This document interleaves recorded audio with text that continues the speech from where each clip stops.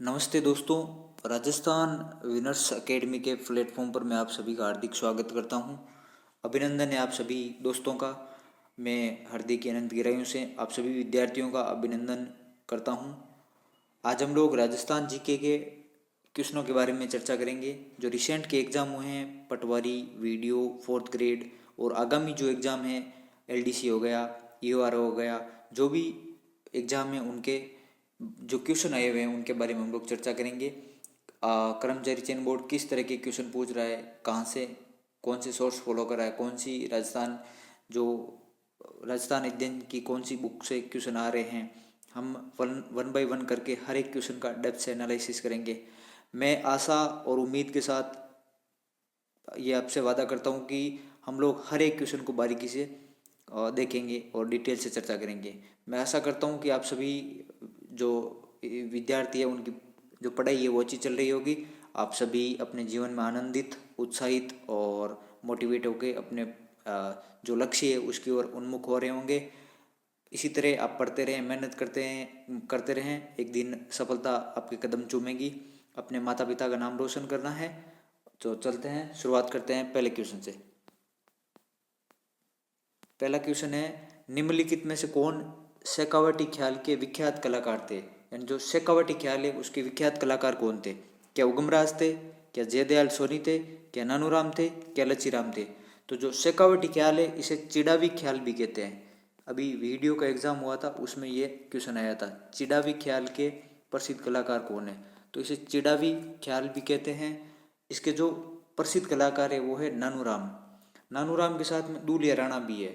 और जो नानूराम है इनकी जो प्रसिद्ध जो रचनाएं हैं उनमें हीर रांझा, जयदेव, कल्लाड़ी, ढोला मरवण, भरतरी आदि आदि। जो जयदयाल जी सोनी है ये जो तुरक कलंगी ख्याल है, तुरा कलंगी ख्याल उसके कलाकार है। तुरा कलंगी ख्याल के प्रसिद्ध कलाकार है जयदयाल सोनी जी। और जो लच्छीराम जी है वो है अपने जो कुचामणि ख्याल है उसके प्रसिद्ध कलाकार है। तो इस तरह इस क्वेश्चन का जो राइट आंसर होगा वो होगा नानूराम जी।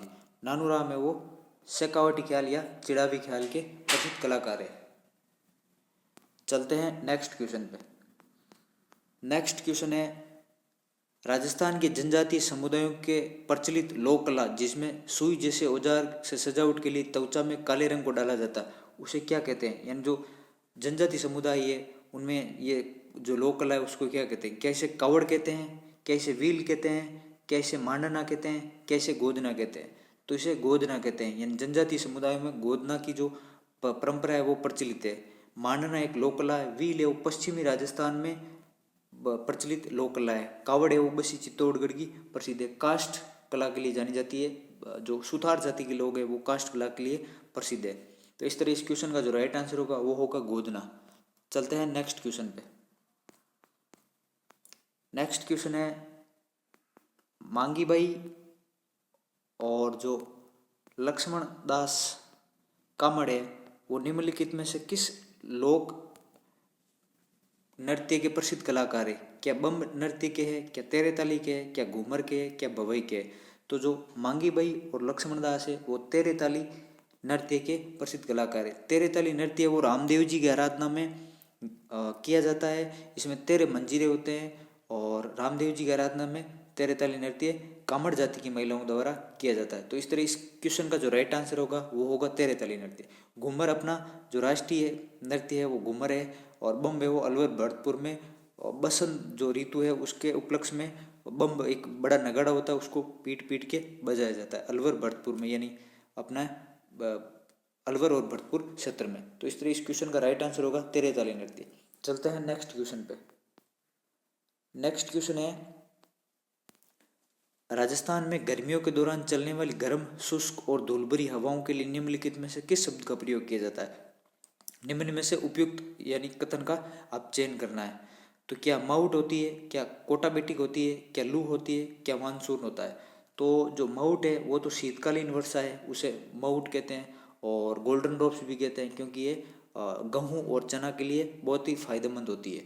जो लू होती है उसे ये लू है वो शुष्क और धूलभरी आंधियों के साथ पश्चिमी राजस्थान में आती है। तो इस क्वेश्चन का जो राइट आंसर होगा वो होगा लू। इस क्वेश्चन का राइट आंसर होगा लू। चलते हैं नेक्स्ट क्वेश्चन पे। नेक्स्ट क्वेश्चन है निम्नलिखित में से यानी भारत की जनगणना के अनुसार राजस्थान के निम्नलिखित में से किस जिले की जनसंख्या में दशकवार वृद्धि दर है वो प्रतिशत सबसे कम थी, यानी जो जनसंख्या वृद्धि दर है वो सबसे कम थी। बाड़मेर में सबसे ज़्यादा थी 32.5% और गंगानगर में लगभग अपना 10% थी। गंगानगर में 10%, फिर झुंझुनू में 11.7%। तो इस तरह जो सबसे कम थी उसका राइट आंसर होगा गंगानगर। बाड़मेर में तो सबसे ज़्यादा थी। तो इस तरह इस क्वेश्चन का राइट आंसर होगा ऑप्शन नंबर सी। चलते हैं नेक्स्ट क्वेश्चन पे। नेक्स्ट क्वेश्चन है अपना निम्नलिखित नदियों में से किसे वन की आशा यानी होप ऑफ फॉरेस्ट भी कहते हैं। होप ऑफ फॉरेस्ट किसे कहते हैं? क्या बनास, क्या लूणी, क्या काली सिंध, क्या साबरमती? साबरमती, साबरमती। तो इस क्वेश्चन का जो राइट आंसर होगा वो होगा बनास। बनास है वो खमनोर की पहाड़ियों राजसमंद से निकलती है। पूर्णतः राजस्थान में बहने वाली सबसे लंबी नदी है, 512 किलोमीटर लंबी नदी है। तो जो बनास है उसे ही वन की आशा कहते हैं, खमनोर की पहाड़ियों से निकलती है। चलते हैं नेक्स्ट क्वेश्चन पे। नेक्स्ट क्वेश्चन है तुरा कलंकी ख्याल में विख्यात तुरा और कलंकी किसके प्रवर्तक है? जो तुरा और कलंकी है वो किसके प्रवर्तक है? तो ये शिव और पार्वती के प्रतीक है।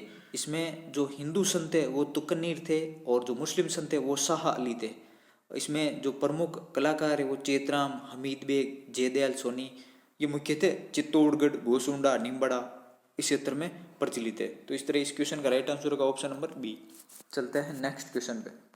नेक्स्ट क्वेश्चन है राजस्थान का प्रतिष्ठित गीत धरती दोहरानी किसके द्वारा गाया गया था? क्या कन्हैयालाल जी सेठिया के द्वारा गाया गया था? क्या सत्य प्रकाश जोशी, पारस अरोड़ा या मेघराज मुकुल? तो इस क्वेश्चन का राइट आंसर होगा कन्हैयालाल जी सेठिया। कन्हैयालाल जी सेठिया के द्वारा धरती दोहरानी गाया गया था।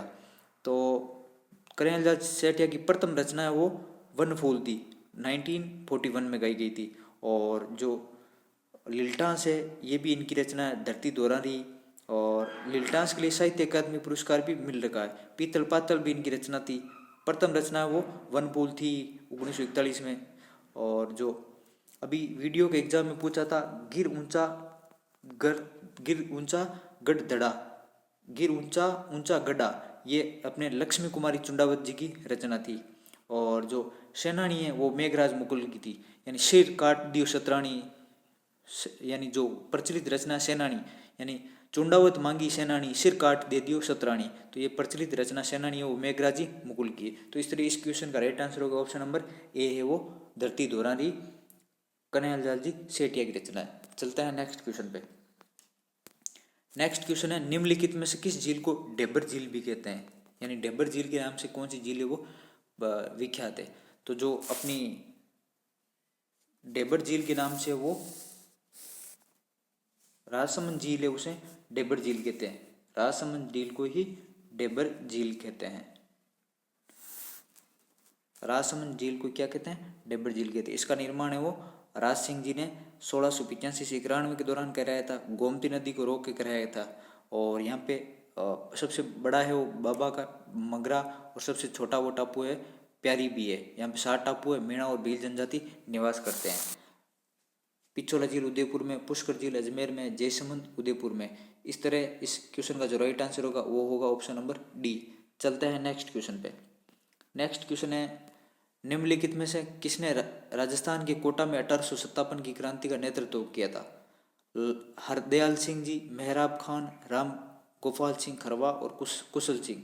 तो इस क्वेश्चन का राइट आंसर होगा ऑप्शन नंबर बी, यानी मेहराब खान ने कोटा में 1857 की क्रांति का विद्रोह यानी नेतृत्व किया था। मेहराब खान और लाला जयदयाल ये दो थे। चलते हैं नेक्स्ट क्वेश्चन पे।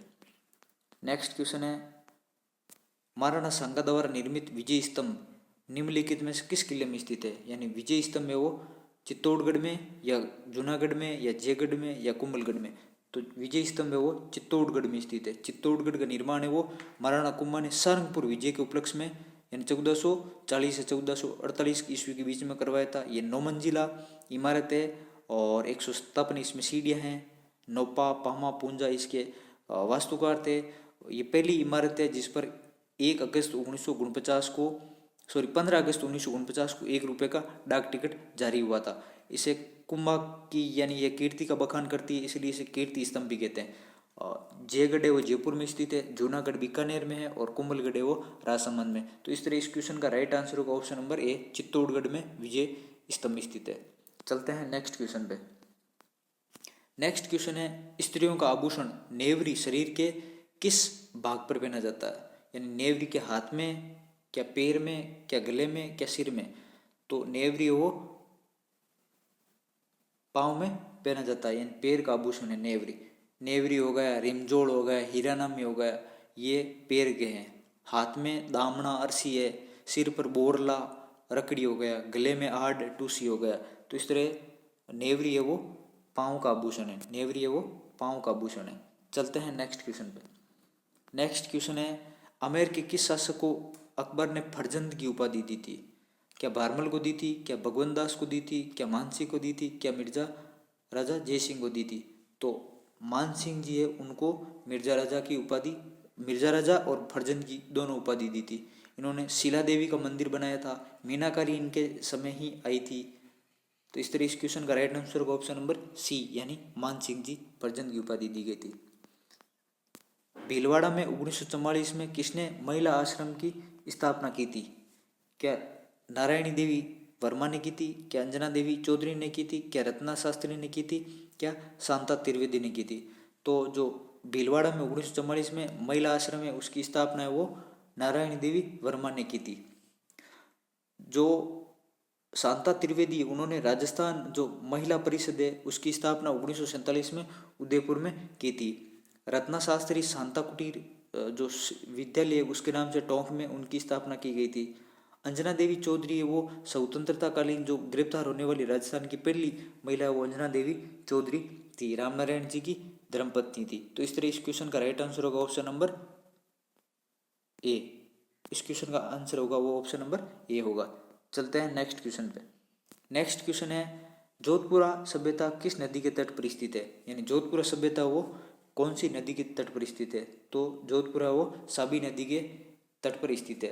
कोठारी नदी के भाग वो सभ्यता भीलवाड़ा में है और लूणी है वो जो बालोतरा है, बालोतरा शहर, और जो तिलवाड़ा सभ्यता है वो लूणी नदी के किनारे स्थित है। तो जोधपुरा वो साबी नदी के किनारे स्थित है। जोधपुरा सभ्यता वो जयपुर में और साबी नदी के किनारे। चलते हैं नेक्स्ट क्वेश्चन पे। नेक्स्ट क्वेश्चन है अजमेर राज्य के प्रथम मुख्यमंत्री कौन थे? क्या बालकृष्ण कोल थे, हरिभाऊ उपाध्याय, हीरालाल शास्त्री और जयनारायण व्यास? तो अजमेर के जो प्रथम मुख्यमंत्री थे वो थे हरिभाऊ उपाध्याय। हरिभाऊ उपाध्याय धारा सभा के जो 30 मेंबर थे उनके साथ सीएम थे। यानी 1 नवंबर 1956 से पहले वो अजमेर है वो यूटी था और वहाँ पे 30 जो सीट थी उन पर सीएम है वो हरिभाऊ उपाध्याय थे। तो इस क्वेश्चन का राइट आंसर होगा ऑप्शन नंबर बी। चलते हैं नेक्स्ट क्वेश्चन पे। नेक्स्ट क्वेश्चन है राजस्थान के किस भौतिक प्रदेश में मुकुंदरा की पहाड़ियाँ स्थित है? मुकुंदरा की पहाड़ियाँ कहाँ पर स्थित है? क्या उत्तरी अरावली में, क्या मध्य अरावली में, क्या दक्षिण अरावली में, क्या हड़ौती के पठार में? जो मुकुंदरा की पहाड़ियाँ हैं वो कोटा और झालावाड़ में उत्तर पश्चिम से दक्षिण पूर्व की ओर विस्तारित है और ये हड़ौती के पठार का भाग है। हड़ौती के पठार का भाग ही मुकुंदरा की पहाड़ियाँ कोटा और झालावाड़ राज्य में स्थित है। तो इस तरह इस क्वेश्चन का राइट आंसर होगा ऑप्शन नंबर डी। चलते हैं नेक्स्ट क्वेश्चन पे। नेक्स्ट क्वेश्चन है मेवाड़। नेक्स्ट क्वेश्चन है अपना मेवाड़ के निम्नलिखित शासकों में से किसने इब्राहिम लोदी को खतौली के युद्ध में पराजित किया था? क्या महाराणा कुंभा ने किया था, क्या राणा हमीर ने किया था, क्या राणा सांगा ने किया था, क्या राणा रतन सिंह ने किया था? तो जो खतौली का युद्ध है वो इब्राहिम और महाराणा सांगा के बीच में 1517 ईस्वी में खतौली यानी कोटा के पास में हुआ था। तो इस तरह इस क्वेश्चन का राइट आंसर होगा ऑप्शन नंबर सी। चलते हैं नेक्स्ट क्वेश्चन पे। नेक्स्ट क्वेश्चन है मोकड़ी क्या है? क्या ला की चूड़ियाँ हैं, क्या ऊन की दरियाँ हैं, क्या मिट्टी के बर्तन हैं, क्या लकड़ी के खिलौने? तो मोकड़ी है वो ला की चूड़ियाँ उनको मोकड़ी कहते हैं। इस क्वेश्चन का राइट आंसर होगा ऑप्शन नंबर ए। चलते हैं नेक्स्ट क्वेश्चन पे। नेक्स्ट क्वेश्चन है अपना केंद्रीय शुष्क बागवानी संस्थान यानी जो ये कहाँ पर स्थित है? केंद्रीय शुष्क बागवानी संस्थान कहाँ पर स्थित है? ये अपने बीचवाल बीकानेर में स्थित है और इसकी स्थापना वो 1993 3 में हुई थी। मैं आपके लिए एक टास्क छोड़ के जा रहा हूँ, जो अपना केंद्रीय शस्त्र अनुसंधान संस्थान है वो कहाँ पर स्थित है और इसकी स्थापना कब हुई थी, आप कमेंट बॉक्स में जरूर करें। आज के लिए ये सेशन इतना ही है। धन्यवाद आप सभी का।